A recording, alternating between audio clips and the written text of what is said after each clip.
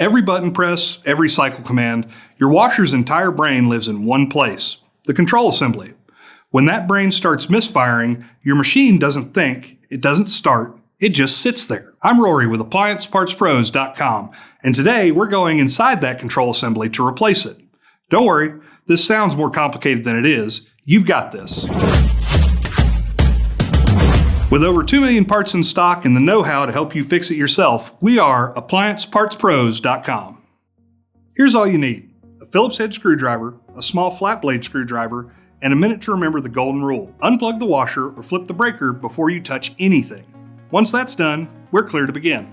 6 screws hold the control panel along the back, corners, and center. Pull them out, then release the tabs on each side. Now, the panel should lift off cleanly. If it's stubborn, slide a flat blade screwdriver gently under the edge. Don't fight it, those tabs snap faster than you'd think. Pop the encoder knob straight off the front. It'll resist for a second and then come free. Flip the console.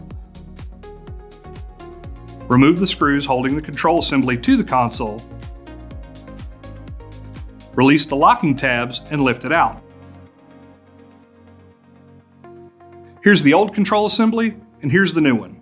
If you've got it already, perfect. If not, you can find it fast at AppliancePartsPros.com. Snap the control cover back on. Tighten the same screws.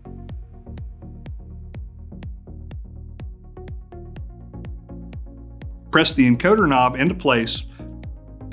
Drop the console where it belongs and reinstall the 6 screws. Make sure the wiring's clean. No twists, no pinches.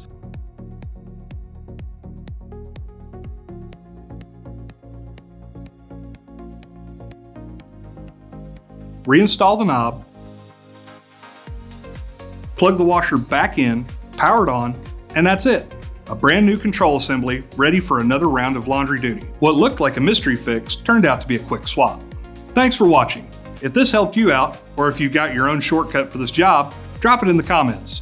We love seeing what works for you. And remember, for parts and real-world repair help, head to AppliancePartsPros.com.